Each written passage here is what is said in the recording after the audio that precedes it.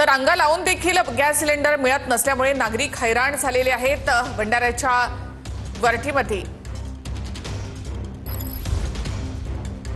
Gas एजन्सीच्या बाहेर रांगा दिसतात। भंडाऱ्याच्या वरठीत भारत गॅस एजन्सीच्या बाहेर नागरिकांच्या या ठिकाणी रांगा लागलेल्या आहेत। सिलेंडर घेऊनच नागरिक या रांगेमध्ये उभे आहेत। आपण सध्या भंडाऱ्याच्या वरठी येथील निशा गॅस एजन्सी समोर बघू शकतो आपण। हे भारत गॅस एजन्सी आहे आणि गेल्या अनेक दिवसापासून जे युद्ध सुरू आहे त्याचा परिणाम जो आहे भारतावरही पाहायला मिळतो। भारतात अनेक ठिकाणी जे आहेत याच्यामुळे विविध अडचणींचा सामना करावा लागत आहे। सिलेंडरचा तुटवडा यामुळे जे आहे अनेकांना भेडसावत आहे आणि नागरिकांना विविध अडचणींचा सामना करावा लागत आहे। आपण बघू शकतो या निशा गॅस एजन्सी समोर लांबच लांब रांगा यामुळे पाहायला मिळत आहेत।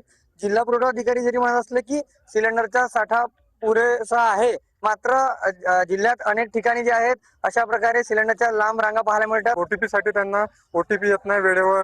त्याच्यानंतर आमची बुकिंग झाल्याच्या नंतर सुद्धा आमच्या जवळ जे नंबर असला बुकिंग नंबर तरी पण त्यांना ओटीपी लागत आहे। कधी मग कशासाठी अडचण येत आहे, आउट फॉर डिलिव्हरीसाठी म्हणत आहे, असे कारण देऊन ते घरी पाठवतात काही काही जणांना। यावर प्रशासनाने तात्काळ उपाययोजना करण्याची आवश्यकता आहे।